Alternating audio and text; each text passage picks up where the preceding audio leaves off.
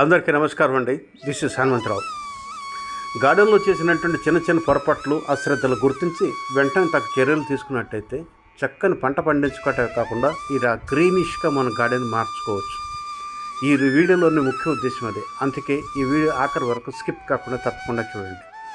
మనం ఇప్పుడు 2 thermocol బాక్సుల్లో soil mix-up చేసి ఒక దాంట్లో మొక్క వేయటం జరిగింది, ఒక దాంట్లో మాత్రం సాయిల్ మిక్స్ మాత్రమే ఉంచడం జరిగింది.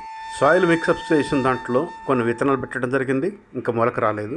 అయితే మనం చూస్తున్నట్టే గ్రీన్గా కనిపిస్తున్నటువంటి ఆకు కానీ, దృఢంగా కనిపిస్తున్నటువంటి కాండం కానీ ఇంత ఆరోగ్యంగా రావడానికి కారణం అందులో వేసినటువంటి సాయిల్.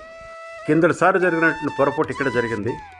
ఇదే థర్మోకోల్ బాక్సులో పెండలో దుంప ఉండిపోయింది, చిన్న మొక్క ఉండిపోయింది. ఆ మొక్క పెరిగి పాకుతున్నప్పుడు కూడా గమనించలేదు అందులో సాయిల్ లేదని, ఏ రకమైనటువంటి పోషణ లేకోకుండా పెరుగుతుందని గమనించలేదు. మనం మాట్లాడుకుంటున్నటువంటి థర్మోకోల్ బాక్సు మొక్క ఇదేనండి.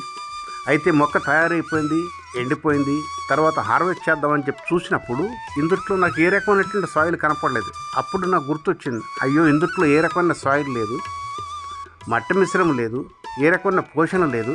అయినప్పటికీ మొక్క వచ్చింది, ఏమైనా ఉన్నాయా అని చూస్తే ఇలా చిన్న 2 దుంపలు కనిపించాయి. దుంపలు కూడా చాలా చిన్నగా ఉన్నాయి. అయినప్పటికీ నాకు ఆశ్చర్యం ఏమిటంటే మట్టి మిశ్రమం లేదు, పోషణ లేదు, అయినా కానీ వచ్చిందని చెప్పంటే దీంట్లో మట్టి మిశ్రమం కనుక ఒకసారి వేసి పోషణ కనుక తీసుకున్నట్టయితే చక్కని దుంపలు వచ్చాయి కదా అనిపించి ఒకసారి బోర్లించి చూద్దామని చెప్పి దీన్ని కింద బోర్లించేసాను. మట్టి లోపల ఏమైనా అడుగులు ఉన్నాయని చెప్పి చెక్ చేయడం కోసం. అలా చూస్తే అడుగున కూడా నాకు ఏ రకమైనటువంటి దుంపలు కనిపించలేదు. ఈ బ్లూ కలర్ డ్రమ్లోంచి కూడా మనం హార్వెస్ట్ చేసాం కానీ అందులో కూడా ఏ రకమైన దుంప మొలక వేయలేదు, ఆటోమేటిక్గా పడి మొలిచింది. అయితే మొక్కను చూసిన తర్వాత దానికి పోషణ ఇవ్వడం జరిగింది. ఇవి థర్మోకోల్ బాక్సులను తీసినటువంటివి కదా, వీటికి కూడా మొక్క వచ్చిన తర్వాత సాయిల్ ఉందా లేదా చూసి పోషణ ఇచ్చినట్టయితే చాలా బ్రహ్మాండంగా వచ్చేదని చెప్పి నాకు అనిపిస్తుంది. అదే అయినప్పటికీ ఈ చిన్న దుంపల్ని కట్ చేసేసి మళ్ళీ పెట్టినట్టయితే మళ్ళీ మొలకలు వస్తాయి. కిందసారి ఇదే బ్లూ డ్రమ్లో హార్వెస్ట్ చేసినటువంటి ఈ దుంపను ఒకసారి చూడండి ఎంత బాగా వచ్చిందో, చాలా బాగా వచ్చింది. అయితే దీనికి ఇది కూడా దుంప పెట్టకుండానే వచ్చినటువంటి మొక్క. కానీ ఈ బ్లూ డ్రమ్లో వేరే మొక్కలు పెట్టడం, వాటికి పోషణల కోసం న్యూట్రియంట్స్ ఇవ్వటం వల్ల వాటికి ఇచ్చినటువంటి పోషక విలువలు ಮತ್ತು న్యూట్రియంట్స్ ఈ దుంప తీసుకుని ఇంత పెద్దగా తయారైపోయింది. చాలా ఆశ్చర్యం అనిపించింది నాకు. అది కూడా మీకు వీడియోలో రూపంలో మీకు చూపించాను. ఒకసారి ఆ పెద్ద దుంపకి చిన్న దుంపకి డిఫరెన్స్ మీరు చూడండి. న్యూట్రియంట్స్ ఇవ్వకపోయినా కానీ వచ్చినటువంటి చిన్న దుంపలు, న్యూట్రియంట్స్ ఇచ్చినప్పుడు వచ్చినటువంటి పెద్ద దుంప, ఈ రెండింటి మధ్య వ్యత్యాసం చూడు ఎంత వ్యత్యాసం అనేది.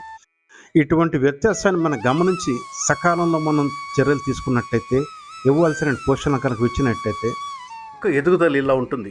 గ్రీనిష్గాను దృఢంగాను ఉండటమే కాకుండా ఆరోగ్యంగా మొక్క పెరుగుతుందనే విషయం మనకు ముందు నుంచి తెలిసిపోతుంది. ఏ కారణం చేతన మర్చిపోయినా కానీ ఇంత గ్రీనిష్గా ఇంత చిన్నగా ఉన్నప్పుడు మొక్క చూసి అప్పటి నుంచి కనుక పోషక విలువ ఇవ్వటం ప్రారంభించినా కానీ మనం చక్కని పంట పండించుకోవచ్చు. వెండలం దుంప కానీ, ఆకు కానీ, కాండం కానీ, పెరిగే విధానం కానీ అన్నీ బాగుంటాయి. ముఖ్యంగా ఈ పెరిగిన తర్వాత తోరణాలుగా ఉండి గార్డెన్కి ఒక అలంకారంగా కూడా ఉంటుంది. ఈ వీడియో కనుక నచ్చినట్టయితే లైక్ చేయండి, షేర్ చేయండి. మరొక వీడియోతో మీ ముందుకు వస్తాను. అప్పటి వరకు జై హింద్.